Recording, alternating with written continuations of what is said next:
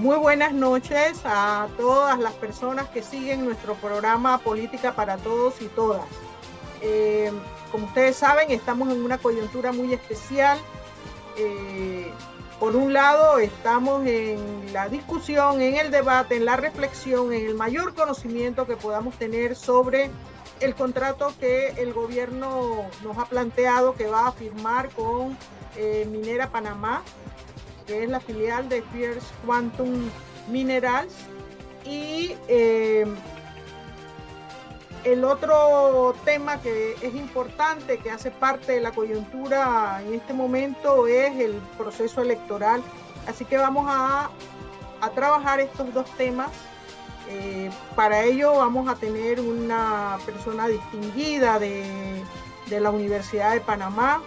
Ella es feminista, Nayansi Turner, abogada, una mujer luchadora, una mujer que justamente es muy estudiosa, ha publicado muchos libros en este país, y la vamos a tener con nosotros para reflexionar sobre el tema minero. Y el amigo de la casa, que es José Eugenio Stout, que es parte del equipo del programa Política para Todos y Todas. Entonces, sin más, Ana Yancy, bienvenida. Lo primero que tendría que decir es que el tema minero lo hemos conversado durante las últimas semanas con destacados abogados también, y biólogos y expertos, Monch incluso en el análisis político. Y en este momento quisiéramos profundizar mucho más en este contrato, que a todas luces es un contrato que ningún panameño y panameña firmaría, y deseamos que la población tenga la mayor información para que pueda decidir adecuadamente activarse en contra de este contrato. Entonces, yo lo primero que tendría que decirte, ¿cómo ves esta situación? Ustedes han tenido una jornada en la Facultad de Derecho en la que pareciera que no ha salido muy bien librado el contrato, y danos tu opinión, y además inmediatamente entraríamos a ver el tema de los derechos laborales, cómo quedan en el contrato. Sí, muchas gracias, Juana, por esta invitación, también al señor Stout, que aquí nos acompaña. Realmente los felicito a ustedes por tener esta constancia, ¿verdad?, en la denuncia sobre el tema minero en Panamá. Así como ustedes, yo también me opongo a la minería de cielo abierto, tomando en cuenta que considero que es de las actividades más depredadoras del ambiente que hay sobre la tierra.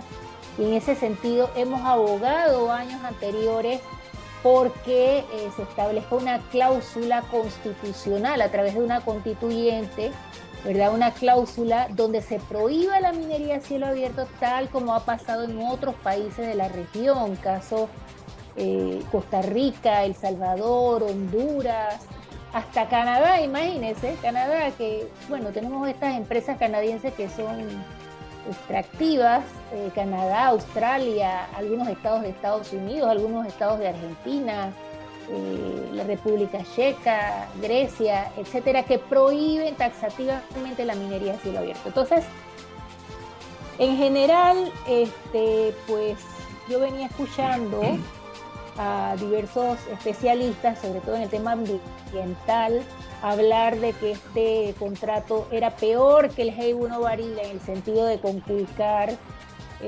la soberanía que tiene todo Estado sobre sus recursos, sobre su territorio, etcétera. Y yo decía, bueno, es que el tratado Hey Uno Barilla realmente fue de las peores cosas que pudieran existir sobre la faz de la tierra. Entonces yo decía, algo peor que el Hey Uno Barilla. Bueno, está extraño esto. Entonces acometí esa tarea de leer, aunque les digo que no es un contrato sencillo, es un contrato bastante denso.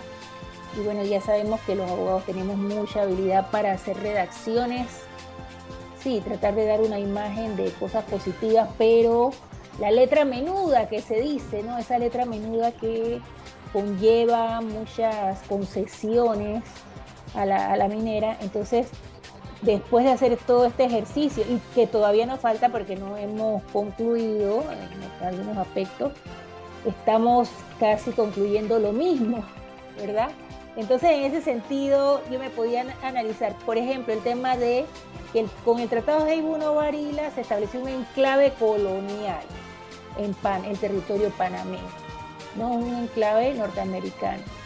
Entonces, si nos ponemos a ver por todas las cesiones que hace este contrato a la minera, entonces hay una situación de enclave.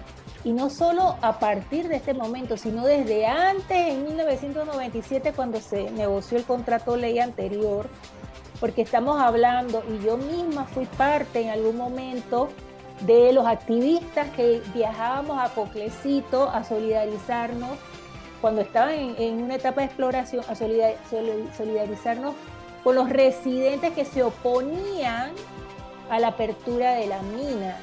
Conformaron un comité pro cierre de Petaquilla S.A., recuerdo, y cuando viajábamos allá era tan difícil, y entonces había que pedir autorización a la mina, literalmente, para cualquier cosa. O sea, ellos controlaban el territorio, controlan el territorio, los niveles de circulación de las personas, todo lo que se mueve en ese territorio de Donoso. Entonces, definitivamente que pienso que perpetuaría esta situación de enclave. Estamos hablando de una extensión de terreno de 13.000 hectáreas que tiene, pero con el proyecto de contrato minero implicaría una cesión de 5.000 hectáreas para servidumbre adicionales. Entonces, esto es muy grave. Y bueno, los expertos ambientalistas dicen, pero es que más allá de esas 18.000 hectáreas estamos hablando de que incluso puede subir a 27.000 hectáreas si nos ponemos a ver todos los servicios que se prestan a la mina, carreteras, el acceso a Puerto Rincón, el control del Puerto Rincón, etcétera. Entonces, definitivamente que estamos y la prohibición de los sobrevuelos en el espacio aéreo,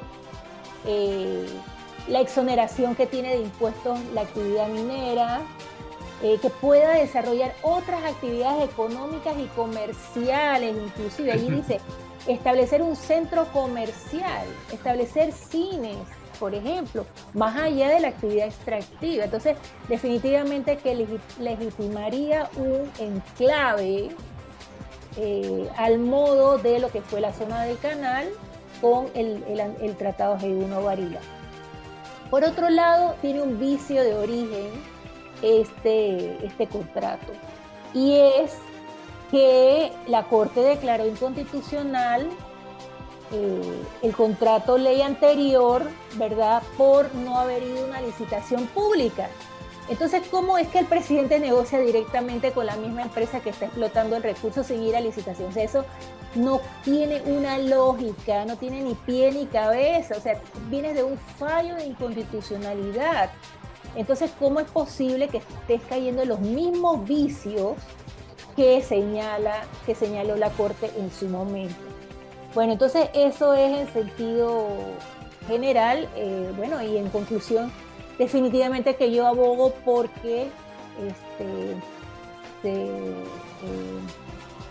se vaya a una licitación pública, pero a la vez que en el caso de este contrato se promueva una consulta popular, llámese plebiscito, referéndum, etcétera, que tenga un carácter vinculante y no como esta caricatura de consulta que dice que, bueno, una consulta a través de la plataforma Ágora, pero resulta que no es vinculante, entonces no es consulta realmente, ¿no? Es una plataforma informativa o no sé, pero ni siquiera eso. Ni eso, porque dice que ni siquiera estaba el texto desde el día 1, ni siquiera estaba el texto del contrato. Y profesora, y además nadie se entera de qué es lo que se consulta en la plataforma, solo el gobierno, nadie más. Ellos no dan ningún informe al respecto. Imagínate. Es increíble. Entonces la situación es peor realmente. Entonces nosotros pensamos que así como el Tratado de Heybuno-Varila se le acusó de que ningún panameño lo firmó, sí, lo firmó un francés, pero tenemos que decir que el Ejecutivo sí lo avaló definitivamente, Amador Guerrero y compañía. pero bueno, no lo firmó Amador Guerrero. Entonces, así mismo estamos hablando de que los panameños, o sea, yo veo que hay una reacción, una oposición a este contrato minero. Entonces, en vez de buscar una consulta vinculante y el gobierno decir, bueno, vamos a acogernos a lo que diga la población, entonces sencillamente se trata de imponer este convenio. Entonces, definitivamente que sí tiene esos mismos vicios que en su momento tuvo ese tratado que se le denominó el Tratado de Panamá Sede. Asimismo, este sería el Tratado del Panamá Sede, todo. Bueno, entonces eso sería lo que tenemos en general. Nos podemos ir adentrando al tema laboral en sí. Ya sabemos la historia de las negociaciones. El presidente anunció con bombos y platillos el 18 de enero que ya había un contrato en ciernes, que garantizaba medidas para la protección ambiental, un estricto plan de cierre, disposiciones laborales ajustadas a la legislación vigente, y sin embargo eso no fue real, sino que prosiguieron negociaciones hasta un año, más de un año después.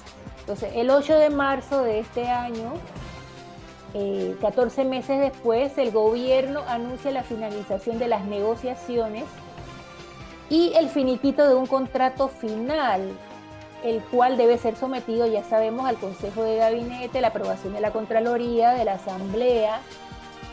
Y bueno, supuestamente se dio un espacio de 30 días de consulta, entre comillas, a través de la plataforma Ágora, que ya está venciendo.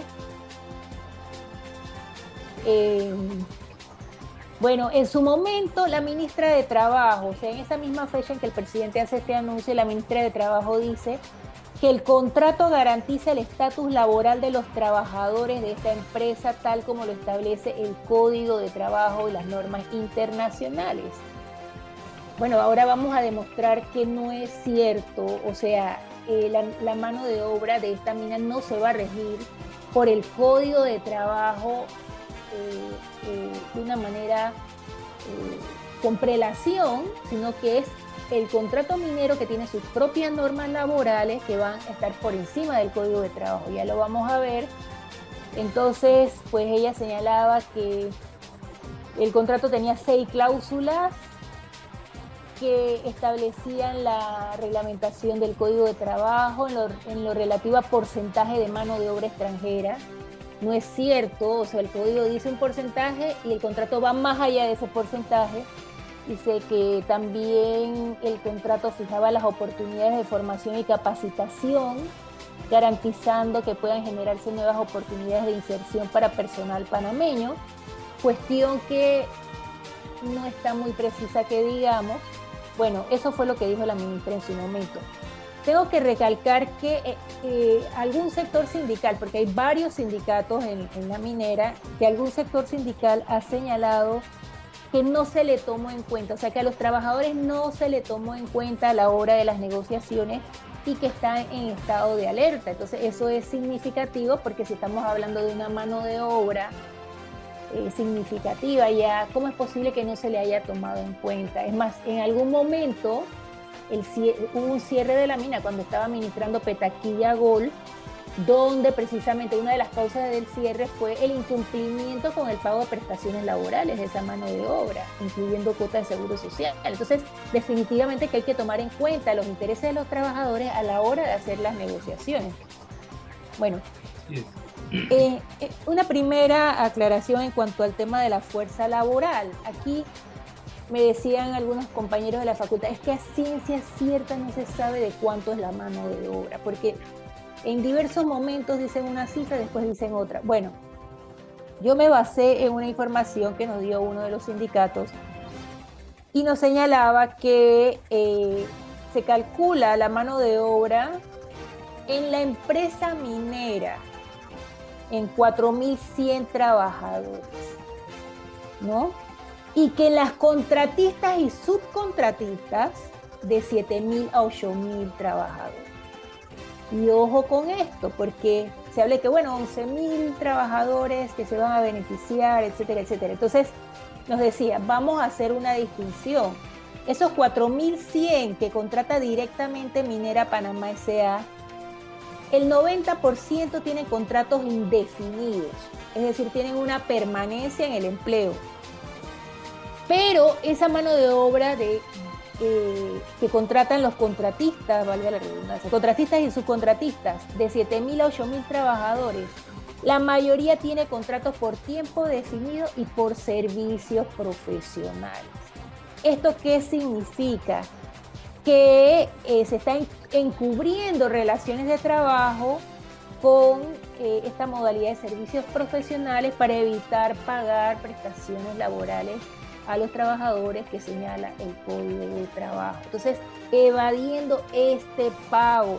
Entonces, este señor del sindicato, que se llama Carlos González, el sindicato de mineros de Panamá, él nos señala que precisamente esa fue una lucha que tuvieron porque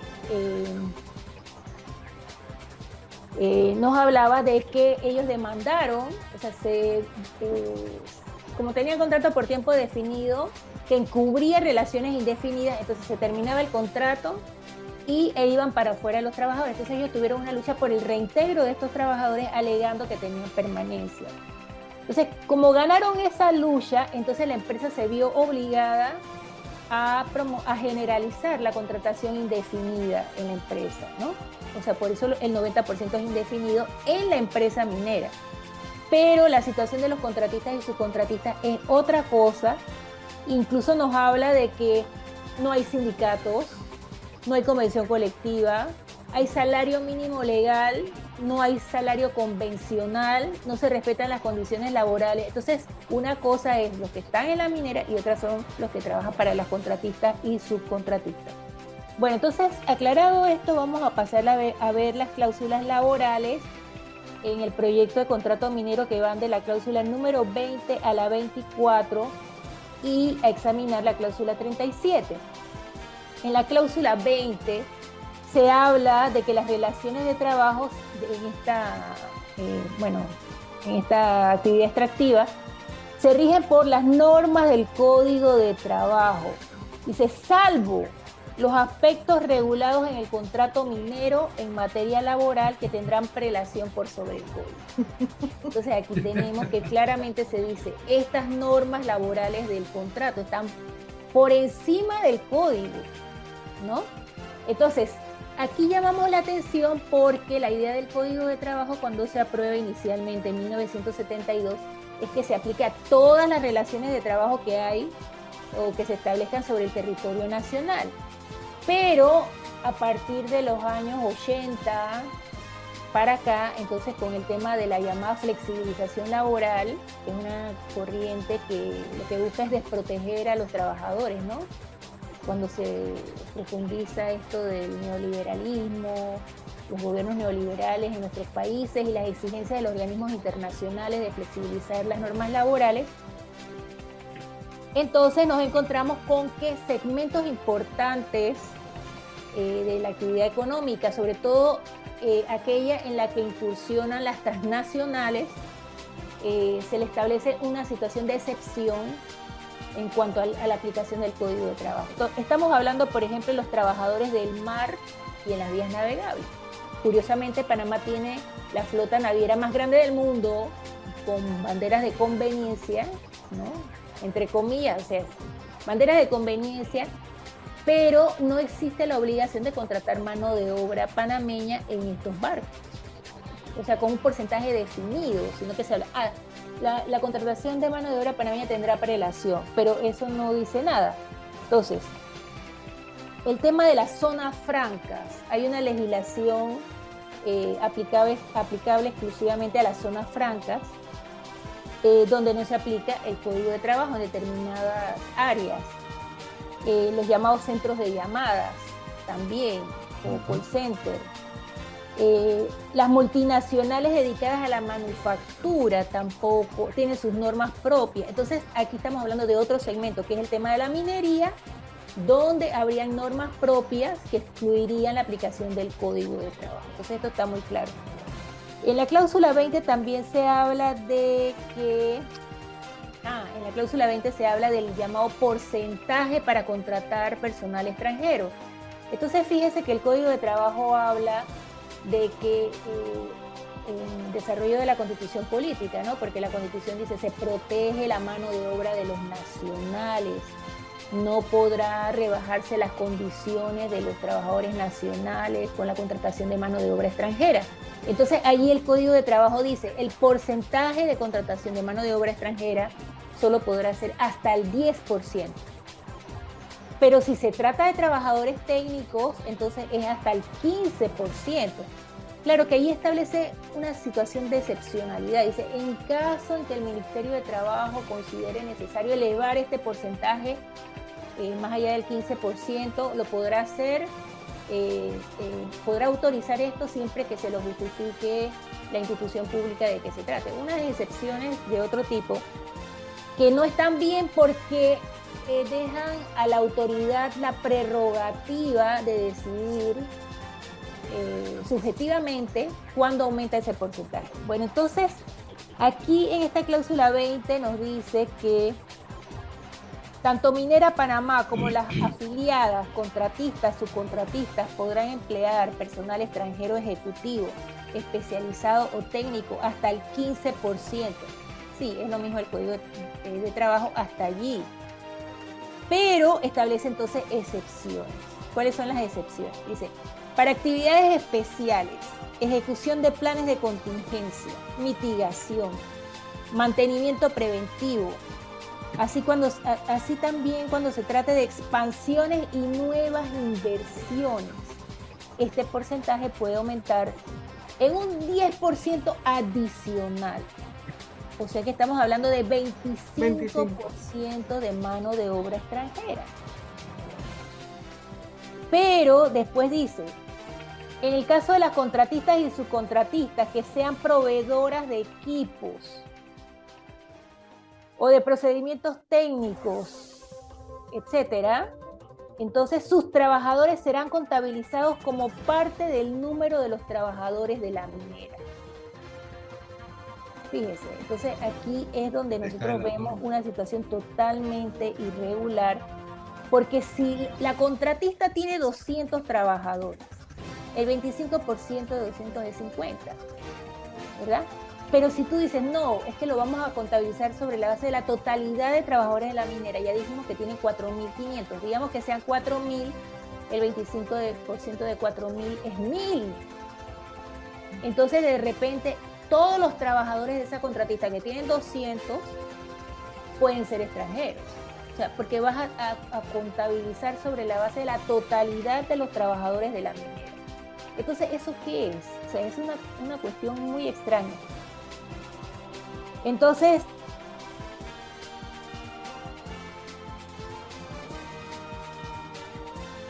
se ha quedado congelado. Sí. Ya debe estar bueno. Ese contrato decía que el 25% podía ser extranjero, decía ese contrato. El código dice 15. Entonces ellos interpretaron que era 40, que había que sumar 25 que decía el contrato 15. Más 15 del código. O sea, era una cuestión, una locura, porque es que el 25 excluía el 15, era en lugar del 15. Entonces dice, sí, es que esa era la interpretación de tanto del Ministerio de Trabajo como del MISI.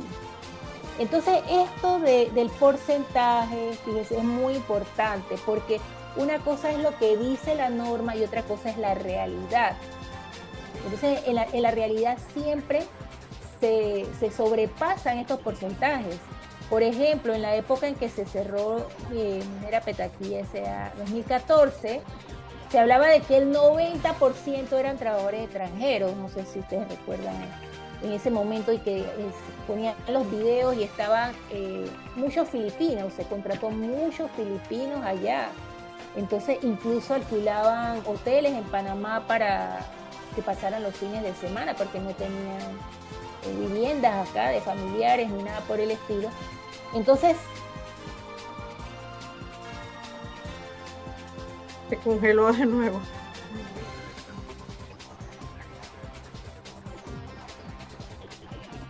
Es una pena. Sí. Realmente. Mal el código anterior. Anaya, Y a la es vez, que ajá. tenemos un problema de que ha habido dos lapsus en que desaparece tu intervención. Te congelas. Sí, queda como congelada. Alguien está haciendo ahí algún daño para Bueno, no siga, saber Dayansi. exactamente. Profesora, siga, siga. Sí, porque es que yo tengo bien el internet, tengo bien la señal, no sé por qué será que se congela. Bueno, el hecho es que esto de los porcentajes es muy importante porque la Constitución dice claramente que hay que proteger a la mano de obra nacional. Entonces, ¿cómo es que elevan ese porcentaje del 15% al 25%, definitivamente? Entonces, imagínense que lo interpreten también como hicieron con el contrato anterior, o sea, en el sentido de que digan, bueno, sí, el contrato dice 25, pero es que vamos a sumarle el 15% de que dice el Código de Trabajo. Entonces, eso no puede ser. Y también tengo entendido que no permite las convenciones colectivas. Exactamente. Y Bueno, terminaría entonces, vulnerando los derechos de los trabajadores, ¿no? en general. Bueno, entonces allí se supone que el código también habla de que cuando se contrata mano de obra especializada o técnica, hay la obligación del Estado de que haya una transferencia de conocimientos hacia el trabajador nacional que pueda sustituir a este extranjero que está laborando, ¿verdad? Entonces, ¿cómo se verifica esa transferencia de conocimientos hacia los trabajadores panameños? Sí, la cláusula dice que sí, que se hará, pero no dice exactamente cómo. Bueno, en el tema de capacitación de los panameños, habla de que la minera establecerá una serie de convenios con universidades oficiales o centros de formación técnica y profesional, centro de formación técnica y profesional estatal, que brinden carreras o cursos relacionados con especialidades afines a la industria minera. Pero también habla de que la minera tendrá un centro de enseñanza técnico propio, pero no dice exactamente, bueno, qué es lo que va a hacer ese centro de enseñanza propio, ¿verdad? Sí, está bien que hagas convenios con las universidades estatales, pero ¿qué es lo que tú vas a hacer exactamente? Y más adelante habla de pasantías laborales, que implementará las llamadas operaciones mineras a través de pasantías laborales con universidades y centros de formación. Entonces, eso sí me preocupó porque una de las alternativas de salida que tienen los estudiantes universitarios es las prácticas profesionales o pasantías. Entonces, los estudiantes no son remunerados, sí, están en su último año, pero no son remunerados. ¿Y hasta qué punto esta modalidad que pusieron allí, esa es la cláusula número 22, no significaría la utilización de una mano de obra gratuita, de una manera gratuita, de los universitarios que se están graduando, ¿verdad? Que no creo que sea justo. En todo caso debería ser remunerado tomando en cuenta los riesgos que significa la actividad minera, el lugar, toda una cantidad de situaciones en que se pudieran ver involucrados nuestros estudiantes. También se habla de que por la parte del Ministerio de Trabajo implementaría un sistema de bolsa electrónica de empleo. Bueno, eso está bien, ¿no? El tema de la bolsa electrónica de empleo. Bueno, lo que decía Juana de la libertad sindical y de la convención colectiva. Precisamente en la cláusula número 23, tanto el Estado como la minera reconocen la vigencia del principio de libertad sindical. Este principio está en la Constitución, está en el convenio 87 de la OIT, está en el Código de Trabajo. Sin embargo, este líder sindical con el que conversamos nos decía es que en las empresas contratistas y subcontratistas no hay sindicatos. Y fíjense que son los que contratan la mayor cantidad de mano de obra, 7.000 personas. Y allí no hay sindicatos. Entonces, en la minera sí hay sindicatos, pero preguntémonos qué tipo de sindicatos. Entonces, hay una situación de el actual sindicato que negoció la última convención colectiva es controlado por la empresa, lo que se llama sindicalismo amarillo. Entonces, imaginémonos esta situación. Dice, tampoco se benefician en las contratistas y subcontratistas de convención colectiva al no haber sindicatos. Se aplica salario mínimo, ya lo dijimos. No se benefician de otras situaciones que siempre se negocian en las convenciones colectivas, ¿verdad? Bueno, en total dice que hay 6 sindicatos, pero ha habido conflictos, por ejemplo, en los años anteriores, acusaciones de persecución por parte del SUNTRAC, del STM, del Sindicato Independiente de los Trabajadores de la Construcción o síndicos, que han señalado que no se les dejaba afiliar libremente a los trabajadores. Y esto viola la libertad sindical. O sea, el empleador no puede meterse en eso. O sea, el trabajador es libre para decidir, me afilio a este o me afilio al otro, pero que había ese tipo de situaciones, ¿no? En diciembre del año pasado hubo 2 sindicatos, STM y Ultramipa, que presentaron pliego de peticiones para negociar la nueva convención colectiva con Minera Panamá. O sea, se supone que el ministerio tiene que decidir cuál de los 2 sindicatos va a ser el titular de esa nueva convención para la negociación. Entonces, en cuanto a convención colectiva, sí existe, ya dijimos, la negoció Ultramipa y Sinticop con la Minera Panamá S.A., pero a criterio de este dirigente con el que conversamos nos dice, se le desmejoró las condiciones laborales a los trabajadores. Con el sindicato anterior habían percibido un incremento del 7% de sus salarios, pero con este nuevo sindicato, que es apadrinado por la empresa, solo recibieron un incremento de 10 centavos la hora. Y se le quitó el bono de fondo de enfermedad, el bono de producción y los 15 minutos de descanso intermedio o coffee break, entre otros beneficios. Entonces, esa es la realidad. Sí existen sindicatos en la Minera Panamá S.A., pero con esta situación de que son sindicatos controlados por la empresa. El tema de las inspecciones laborales es muy importante. Y entonces, si estamos hablando de que hay una situación de enclave, o sea, realmente la inspección laboral del Ministerio de Trabajo ha sido prácticamente nula en esta zona.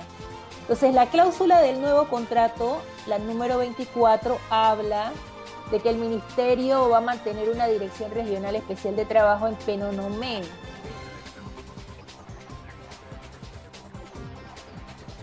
Se volvió a congelar. No sé, está extraño. Sí, debe ser que Minera está... Sí, es que otra vez se quedó congelada la Yancy.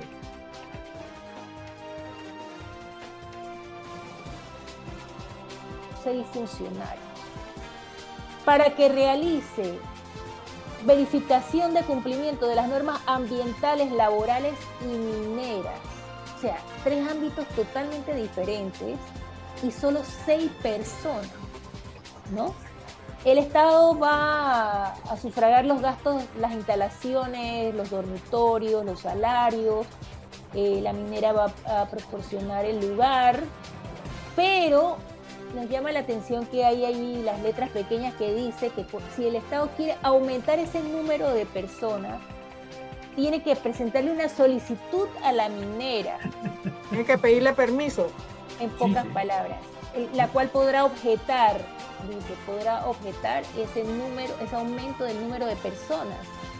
Además de que hay que coordinar las inspecciones de acuerdo a los lineamientos internos operativos y de seguridad de la empresa. Entonces, ¿qué clase de inspecciones son esas? Fíjese, eso me recuerda, mire, de hecho, hay muchos cuestionamientos hacia ese departamento de inspección del Ministerio de Trabajo, porque dice, solo funciona a queja de la parte, o sea, no funciona oficiosamente. Entonces, si los trabajadores se quejan, no, mire, que es que ese restaurante no cumple con el 10%. Entonces, resulta que el ministerio va a inspeccionar, pero antes de que llegue, ya el restaurante sabe y está sacando por la puerta de atrás a los extranjeros. Eso todo el mundo lo sabe en Panamá. O sea, ese departamento de inspección no funciona. Entonces, imagínese teniendo una oficina que comparte con el MISI, que comparte con Mi Ambiente, solo de 6 personas. Solo de 6 personas. Nos decía Harley Mitchell en la Facultad de Derecho, por ejemplo, que las inspecciones de Mi Ambiente son institucionales y que puede haber una multiplicidad de especialistas, o sea, dependiendo del tema que se va a inspeccionar, si es un tema de subsuelo, si es un tema de...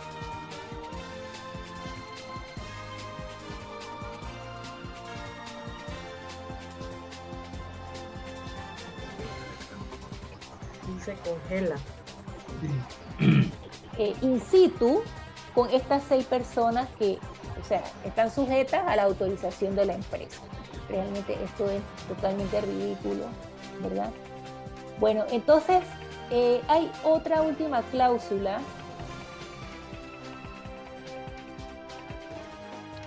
Bueno, esta sería la última cláusula, ¿no? Entonces son en total 6 cláusulas de carácter laboral, pero definitivamente que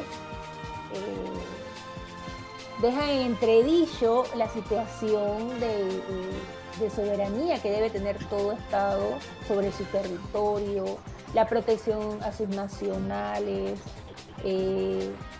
no sé, la independencia que debe tener a la hora de inspeccionar a las empresas, en este caso la empresa minera. Dejan en entredicho estas letras menudas que vemos y el hecho de que el contrato tiene prelación sobre el Código de Trabajo. Entonces, definitivamente que deja mucho que desear. Una reflexión final. Compartimos la postura del movimiento Panamá Vale Más, sin minería, de rechazo a la minería metálica en el país, pues los daños ambientales que provoca son irreversibles.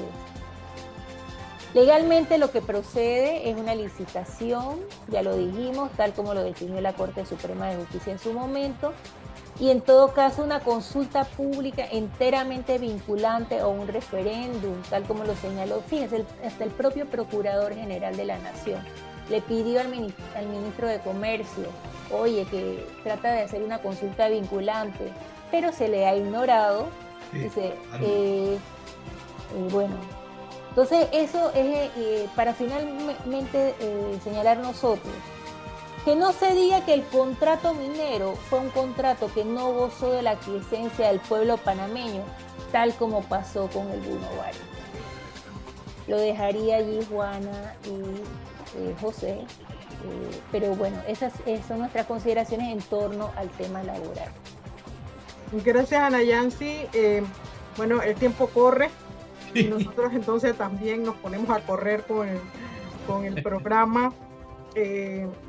Pienso que esta situación del contrato y todo lo que significa la minería a cielo abierto en el país va a ser parte de la coyuntura que José Eugenio nos va a estar explicando para todas las personas que se conectan con nuestro programa, que es justamente el proceso electoral. Es decir, no podemos pensar que el proceso electoral va a estar de espalda a lo que pasa en el país, y sobre todo en una situación de un negocio que, como bien se ha dicho, es un negocio escalofriante por el impacto que tiene en la vida de las comunidades, por el impacto que tiene en nuestra agua, que es quizás lo más importante que tenemos como país.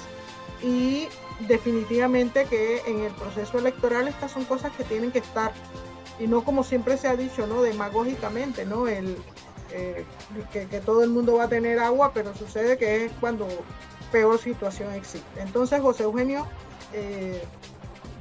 ¿qué tenemos en este proceso electoral? ¿Más de lo mismo? ¿Han cambiado las condiciones? ¿Qué ha pasado?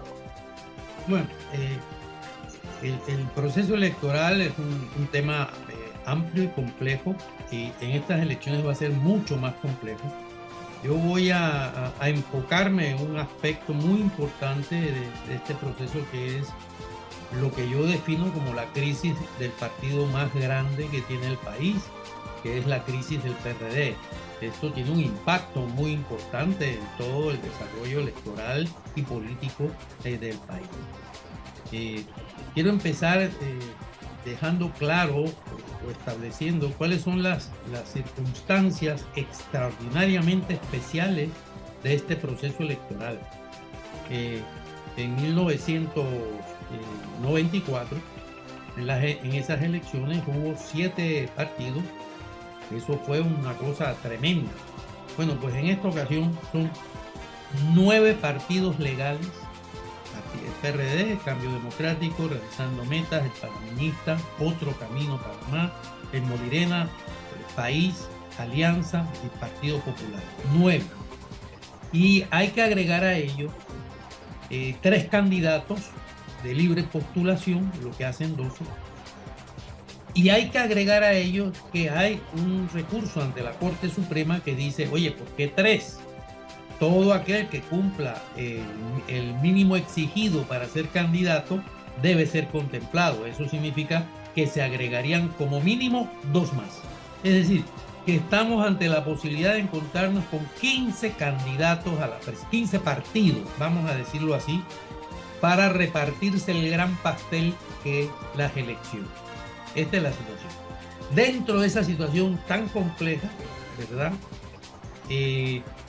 Hay una muy importante que es la situación que vive y está en estos momentos transcurriendo en el PRD, que es el partido más grande del país, un partido que ha sido fundamental en la historia política de este país, ha jugado un rol, para bien o para mal, muy importante.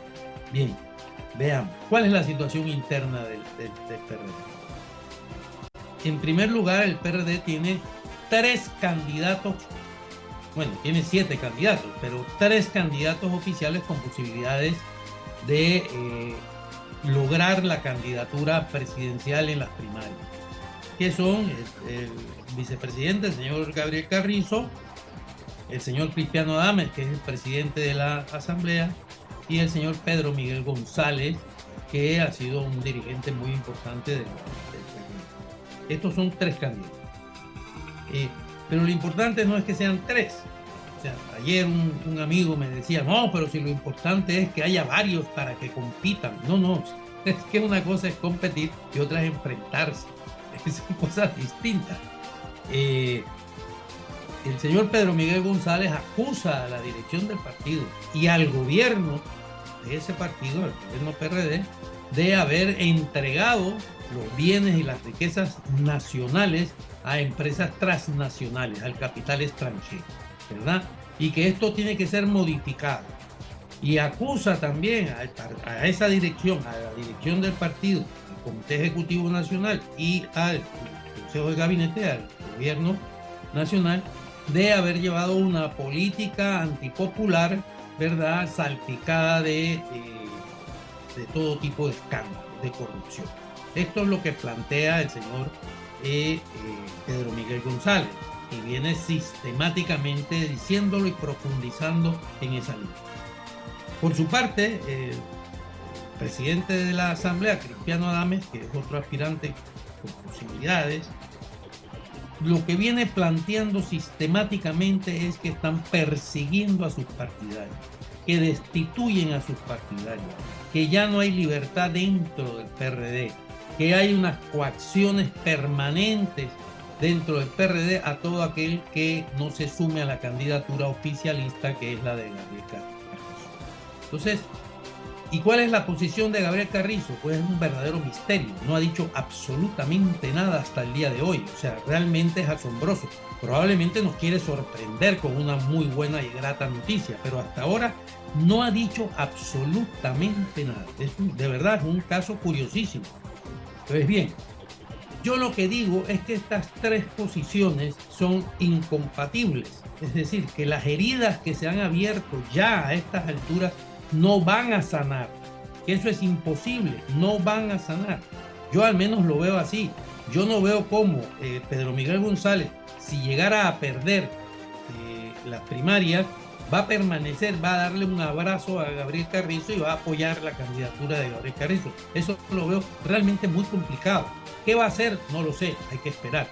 Igual ocurre con Cristiano Adames. Cristiano Adames incluso ha dicho que está totalmente de acuerdo con otra cosa de la que inmediatamente hablaremos, con los planteamientos de Martín Torrijos, solo que él piensa que hay que pelear dentro. Bueno, los planteamientos de Martín Torrijos es que hay una dirección del partido totalmente corrupta y entregada al clientelismo que ha desvirtuado todo sesgo de torrijismo en ese partido. Bueno, pues si él está de acuerdo con eso, como pierda en las primarias, yo veo muy difícil cómo puede abrazar a Gabriel Carrizo, que es el símbolo y síntesis de esas acusaciones gravísimas que hace Martín Torrijos. Bien, si eso está así, no termina ahí la división del PRD. Es que el PRD tiene además fuera del partido dos candidaturas más. La del propio Martín Torrijos, que no es una cualquiera candidatura. Ojo, este señor ha sido secretario general del PRD, secretario de la Juventud, presidente de la República por el PRD.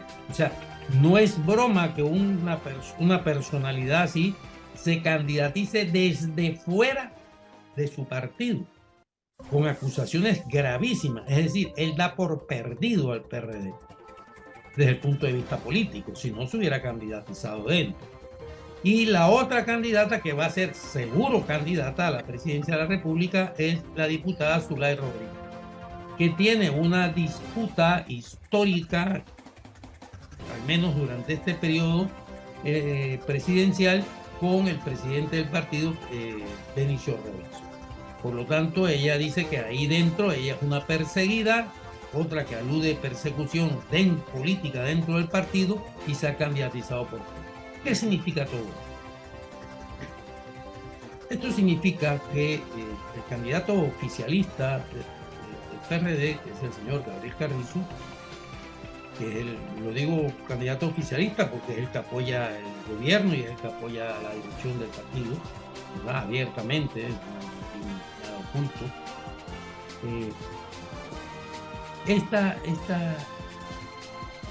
Al ir a primarias, no cabe la menor duda que el señor Pedro Miguel González va a obtener un porcentaje de votos. Esto es indiscutible. ¿Cuánto? No lo sé. No creo que nadie lo sepa en este momento. Y por otro lado, Cristiano Adames, el presidente de la Asamblea, también va a obtener un porcentaje de votos.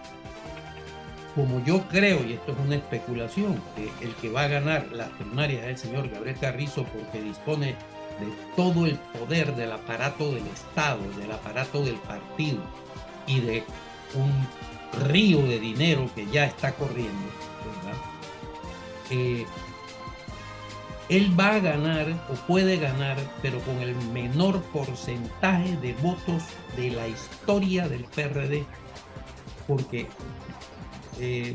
Cristiano Adames y Pedro Miguel González le restarán efectivamente porcentajes importantes de votos. Tan importante es así que Pedro Miguel dice, por ejemplo, que la unidad de él, Pedro Miguel y Cristiano pudiesen ganar incluso las elecciones internas del partido. Eso significa que esto está, si se llegaran a unir, esto estaría muy reñido. Eso significa que el señor Gabriel Carrizo sería, si es que gana el candidato a la presidencia del PRD, con un porcentaje de votos muy bajo, pero muy bajo, el más bajo de la historia del PRD. Pero agréguele a eso que el señor Martín Torrijos tiene una corriente dentro del PRD. Hay simpatizantes del señor Martín Torrijos dentro. Y que harán una de dos cosas. O no irán a votar, o votarán por Pedro Miguel González o Cristiano Adames. No votarán por el candidato oficialista. Con lo que volvemos a bajarle votos internos al candidato oficialista. ¿Y qué hará ahí la diputada Zulay Rodríguez? Lo mismo. Dará instrucciones a sus seguidores dentro del PRD a que o voten por Cristiano o voten por Pedro Miguel, pero que no voten por el candidato oficialista Gabriel Carrizo.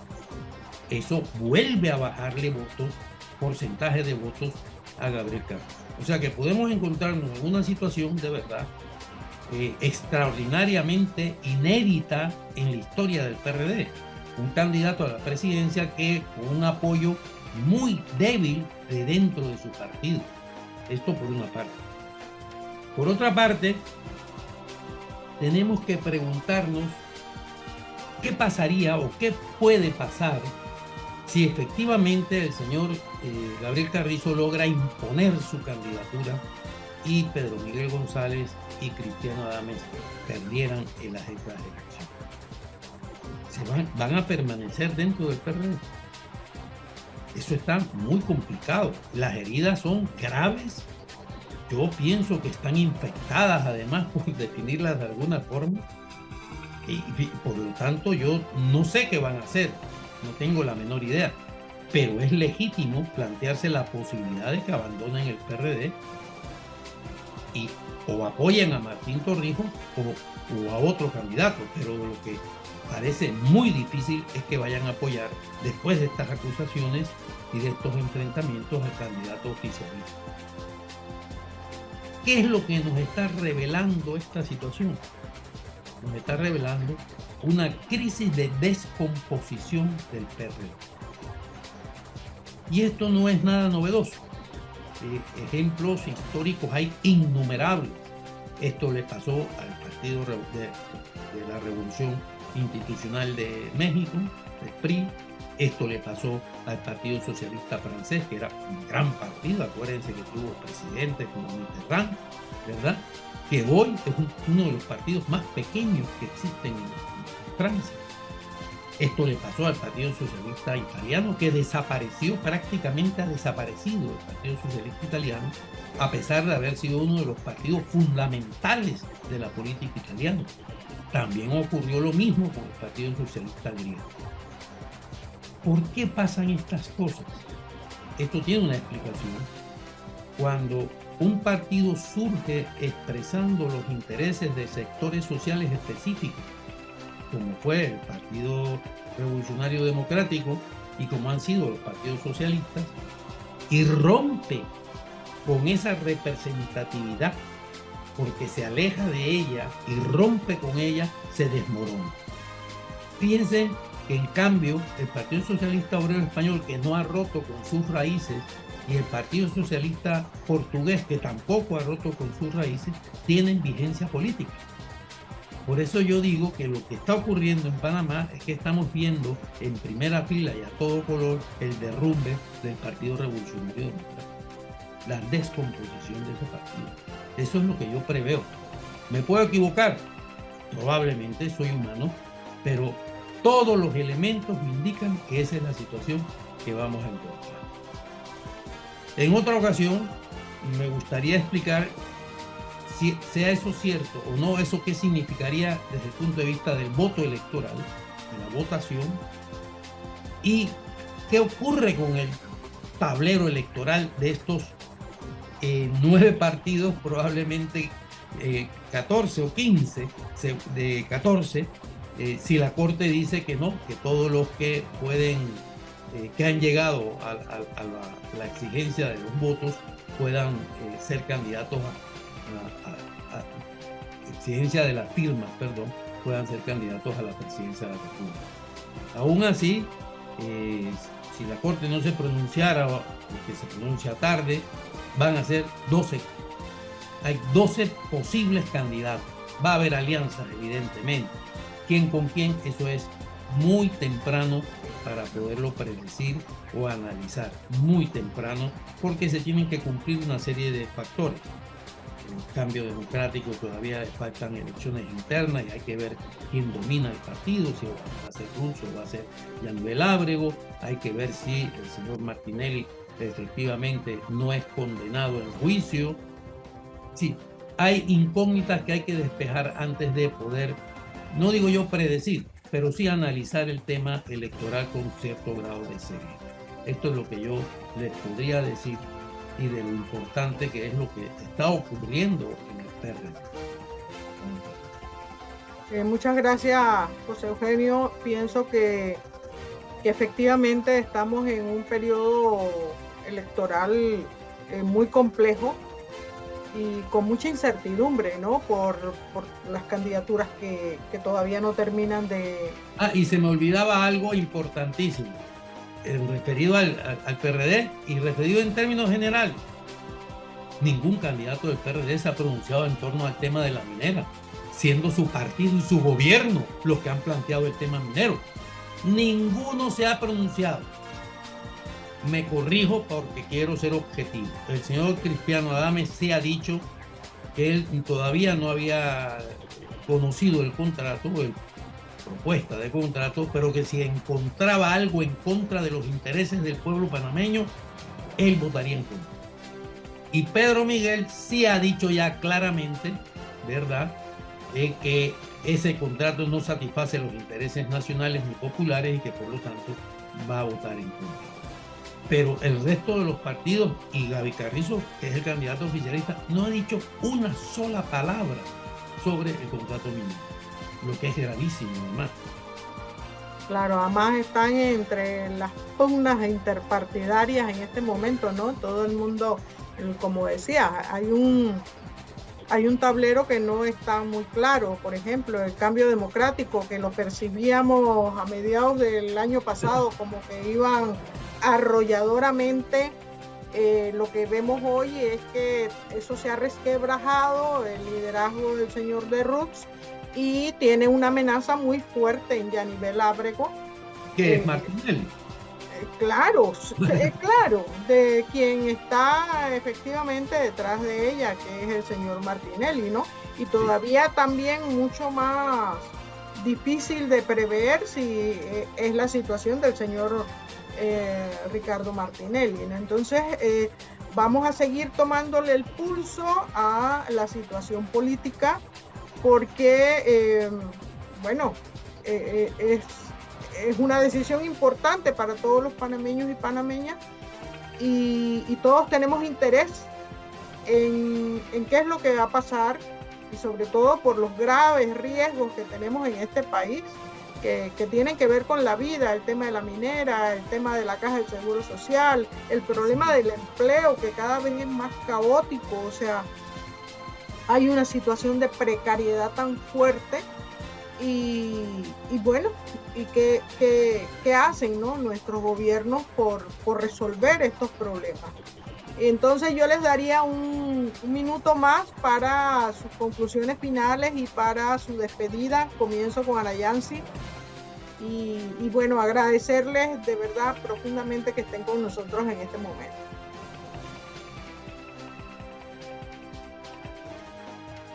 Sí, muchas gracias, Juana. Fíjate, en la reflexión final, vuelvo a recalcar, es importante que nos adentremos al conocimiento real de ese contrato minero, ¿verdad? Y no nos dejemos llevar por esa propaganda publicitaria millonaria en que está invirtiendo la minera en los medios de comunicación. Tenemos que adentrarnos al conocimiento de este contrato y todas sus implicaciones en todos los órdenes y sobre todo en el orden ambiental.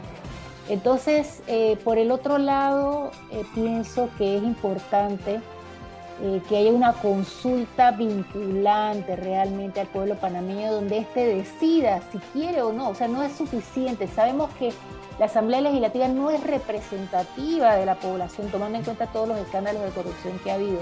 Por lo tanto, tenemos que ir a una consulta directa, que esto es un referéndum, un plebiscito sobre ese tema.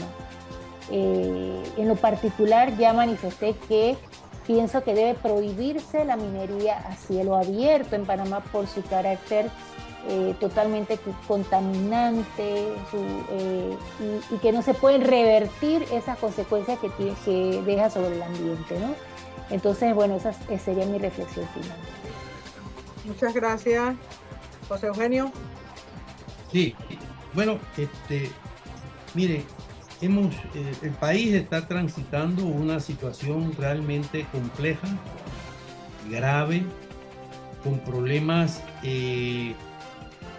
cuyo impacto negativo en la mayor parte de la población está empujando a confrontaciones sociales nada deseadas por ningún sector de la población. En julio del año pasado ya vimos lo que ocurrió. Eso no era un problema de la gasolina, como se quiera hacer ver. Eso era un problema mucho más complejo del agotamiento, ¿verdad?, de la condición de empobrecimiento en que una parte muy importante de la población se encuentra.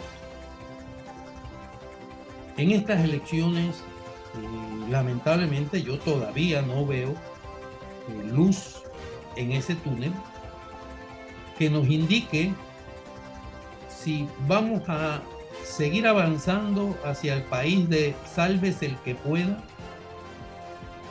o damos los pasos necesarios para el país de la solidaridad. El país de la solidaridad, como lo hay en muchos otros países, porque además aquí son cosas alarmistas. Hoy vi la convocatoria de un evento empresarial que decía que el centro, el eje de lo que iban a hablar era o la economía intervencionista del Estado o la economía libre. En Panamá no hay ninguna intervención del Estado en la economía, por favor, es como todo lo contrario, me da la impresión a mí. Pero estos extremismos es simplemente la negación de la posibilidad de un país solidario. Pero un país que no es solidario está empujando al sálvese quien pueda. Y cuando alguien se está ahogando, realiza lo que sea por salvar su vida. El enfrentamiento de julio es un aviso, no es el enfrentamiento, es un aviso de lo que puede ocurrir en un estallido social en Panamá, al que a mí me da la impresión que seguimos avanzando y que el proyecto minero es haberle encendido la mecha a una bomba muy peligrosa y muy grande, que puede encender este país. Porque cada día que pasa, la oposición a la minería metálica a cielo abierto crece. Y crece de una forma muy fuerte el rechazo, y no se va, al menos me da la impresión a mí, que no se va a permitir que la asamblea, tal como ha dicho la profesora Mayanza, que no representa al pueblo panameño, vaya a aprobar ese contrato en contra de la voluntad soberana nacional. Yo creo que va a ocurrir lo mismo que ocurrió con el Filó Hines, que yo creo que la próxima vez que invitemos a la profesora Turner nos hable del Filó Hines, que ella conoce muy bien lo que ocurrió y por qué ocurrió con ese tratado. Esto es todo. Hasta la próxima. Bueno, muchas gracias, y recuerde, usted tiene una cita con nosotros el próximo sábado a las 7 de la noche en su programa que contribuye a la reflexión nacional, a que tomemos conciencia de nuestros problemas y también activarnos para resolverlos. Muchas gracias a todas y todos.